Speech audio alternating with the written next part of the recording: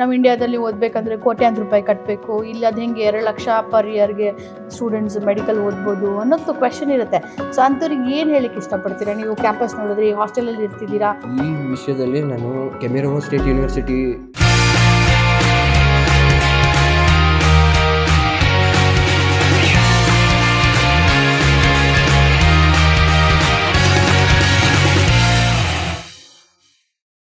ಎಲ್ರಿಗೂ ನಮಸ್ಕಾರ. ನಾನು ಕೌಶಲ್ಯ from world education centre Bangalore.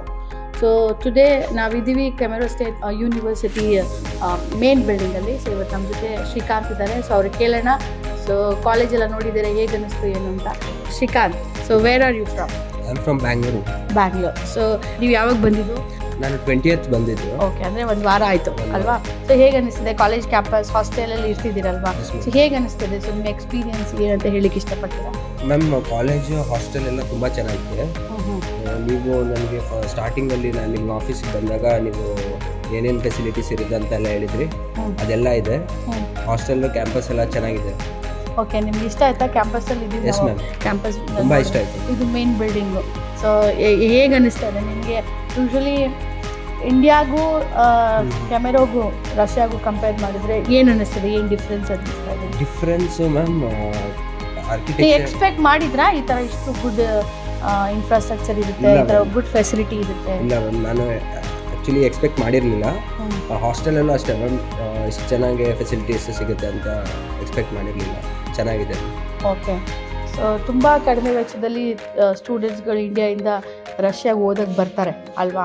ಅವ್ರು ಹೇಳ್ಕೊತಾರೆ ಇಲ್ಲಿ ಕ್ಯಾಂಪಸ್ ಹೆಂಗಿರುತ್ತೋ, ಹಾಸ್ಟೆಲ್ ಹೆಂಗಿರುತ್ತೋ, ಎಲ್ಲ ಚೆನ್ನಾಗಿರುತ್ತೋ ಇಲ್ಲವೋ ಅನ್ನೋದೊಂದು ಮಕ್ಕಳಿಗೆ ಪೇರೆಂಟ್ಸ್ಗೆ ಒಂದು ಕ್ವೆಶನ್ ಮಾರ್ಕ್ ಇದ್ದೇ ಇರುತ್ತೆ. ಅದು ಹೆಂಗೆ ನಮ್ಮ ಇಂಡಿಯಾದಲ್ಲಿ ಓದಬೇಕಂದ್ರೆ ಕೋಟ್ಯಾಂತರ ರೂಪಾಯಿ ಕಟ್ಟಬೇಕು, ಇಲ್ಲ ಅದು ಹೆಂಗೆ 2 ಲಕ್ಷ ಪರ್ ಇಯರ್ಗೆ ಸ್ಟೂಡೆಂಟ್ಸ್ ಮೆಡಿಕಲ್ ಓದ್ಬೋದು ಅನ್ನೋದು ಕ್ವೆಶನ್ ಇರುತ್ತೆ.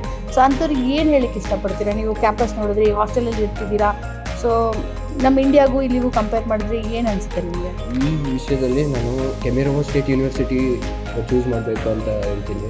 ಯಾಕಂದರೆ ಅಫೋರ್ಡಬಲ್ ಇದೆ, ಪ್ಲಸ್ ಒಳ್ಳೆ ಫೆಸಿಲಿಟೀಸ್ ಇದೆ, ಕ್ಯಾಂಪಸ್ ಚೆನ್ನಾಗಿದೆ, ಆಮೇಲೆ ಕಾಲೇಜು ತುಂಬ ಚೆನ್ನಾಗಿದೆ.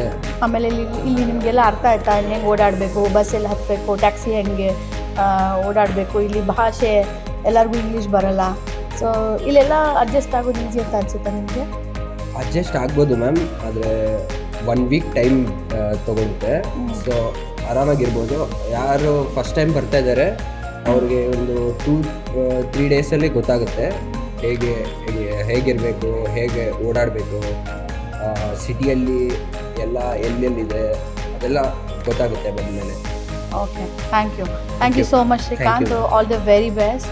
So God bless you. So hope you become a good doctor and serve our nation. Thank you so much.